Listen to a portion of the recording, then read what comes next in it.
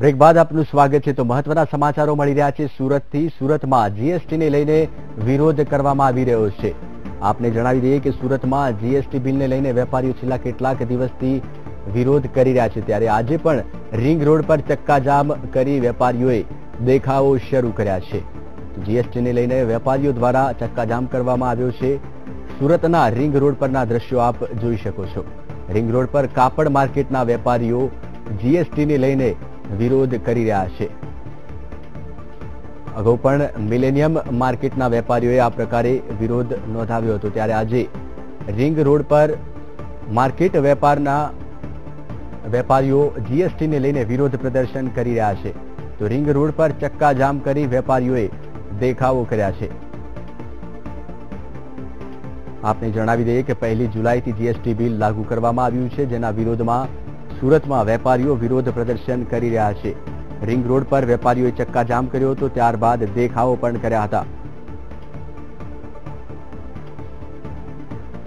આ અંગે વધુ માહિતી આપશે સંવાદદાતા શૈલેષ ત્રિવેદી। શૈલેષ, વેપારીઓનો વિરોધ હજુ પણ યથાવત છે, શું કહેશો?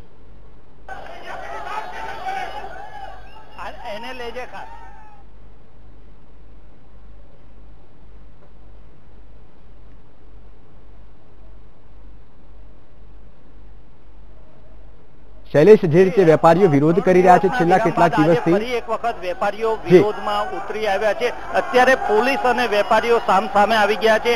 આ વેપારીઓનું ટોળું છે, આ વેપારીઓનું ટોળું છે એ કેવું વધારે પડતું ગણાશે? આ કદાચ વેપારી હોય તેવું જે આ અત્યારે પોલીસ અને વેપારીઓ એકદમ સામે સામે 10 ફૂટના અંતરે ઉભા છે। પોલીસના સંયમની અત્યારે પરીક્ષા થઈ રહી હોય તેવું લાગી રહ્યું છે। અહીંયા જે માર્કેટ વિસ્તારમાં, સાલાસર હનુમાન વિસ્તારમાં વાતાવરણ તંગ નહીં અતિ તંગ છે। આ લોકોએ અત્યારનો ટેક્સટાઇલ માર્કેટનો એરિયા રોડ છે એ રોડ બંધ કરી દીધો છે અને આ જે રીતે આ વેપારીઓ અત્યારે રસ્તો રોકીને સૂત્રોચ્ચાર કરી રહ્યા છે, પરંતુ આ દેખાવ પરથી લાગતું નથી કે આ લોકો વેપારીઓ હોય, અન્ય કોઈ લોકો અથવા તો અહીંયાના કારીગરો હોય તેવું સૌથી વધારે લાગી રહ્યું છે। પરંતુ છેલ્લા 1-1.5 કલાકથી આ સતત સિલસિલો ચાલી રહ્યો છે અને 1-1.5 કલાકથી આ લોકોએ સમગ્ર માર્કેટ વિસ્તારને બાનમાં લીધો છે। અને જો કે એક તરફ માર્કેટો તો છેલ્લા 15 દિવસથી બંધ જ છે, પરંતુ બીજી તરફ આજે બપોર પછી 1-1.5 કલાક પહેલાથી અચાનક જ આ વેપારી જે કહેવાય છે એ લોકો રસ્તા પર ઉતરી આવ્યા અને અત્યારે મામલો એકદમ બીચક્યો હોય તેવું લાગી રહ્યું છે। અત્યારે પોલીસના સંયમની પરીક્ષા થઈ રહી છે।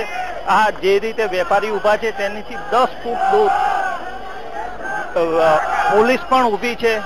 વાતાવરણ વધુ ને વધુ તંગ બની રહ્યું છે અને જે રીતે આ લોકો અહીંયા સૂત્રોચ્ચાર કરી રહ્યા છે તે જોતા ચોક્કસપણે લાગી રહ્યું છે કે થોડી ઘણી પણ જે તંગદિલીની વાત હતી એ ટૂંક સમયમાં વધારે તંગદિલી ફેલાય તો પણ નવાઈ પામવા જેવું નથી।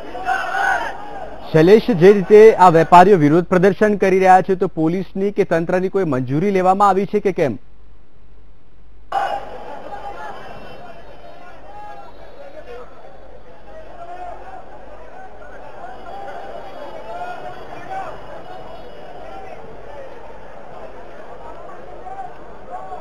જી, આજનું આ જે વિરોધ પ્રદર્શન ચાલી રહ્યું છે એ અચાનક શરૂ થયું છે। આ અંગે કોઈ જ મંજૂરી લેવામાં આવી હોય તેવું લાગતું નથી, કારણ કે જે રીતે આપણે જીએસટી સંઘર્ષ સમિતિના અધ્યક્ષ તારાચંદ કાસટ છે તેમની સાથે વાત થઈ હતી તે મુજબ આવતીકાલે વેપારીઓની એક રેલી નીકળવાની છે, એ પણ ચોક બજાર વિસ્તારમાં। પરંતુ અત્યારે આ જે દેખાવો થઈ રહ્યા છે તે અંગે કોઈ પણ પ્રકારની મંજૂરી લેવામાં આવી હોય તેવું લાગતું નથી। અલબત્ત છેલ્લા 15 દિવસથી અહીંયા વેપારીઓ ધરણા કરતા હતા, પરંતુ આ ધરણા અચાનક જ અત્યારે 1-1.5 કલાકથી ઉગ્ર બન્યા છે અને હવે આ વેપારીઓ, કારીગરો રસ્તા પર ઉતરી આવ્યા છે।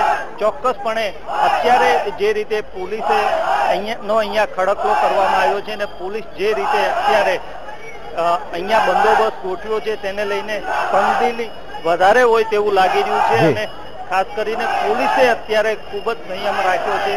મીડિયા અને પોલીસની વિરુદ્ધ ખૂબ જ સૂત્રોચ્ચાર થયા છતાં પણ પોલીસે અત્યારે ખૂબ સંયમ રાખ્યો છે અને અત્યારે પણ પોલીસ શાંતિથી ઊભી છે. આ વેપારીઓ જે કંઈ દેખાવો કે સૂત્રોચ્ચાર કરી રહ્યા છે, રોડ પર બેસી ગયા છે, તેમને તેમના દેખાવો કરવા દેવામાં આવી રહ્યા છે. જી શૈલેષ, અમારી સાથે જોડાવા બદલ આપનો ખૂબ ખૂબ આભાર. તો જે રીતે આપ દ્રશ્યોમાં જોઈ શકો છો કે સુરતમાં મોટા પ્રમાણમાં વેપારીઓ જીએસટીને લઈને વિરોધ પ્રદર્શન કરી રહ્યા છે. કોઈ અનિચ્છનીય બનાવ ન બને તે માટે ચાપતો પોલીસ બંદોબસ્ત પણ ગોઠવી દેવા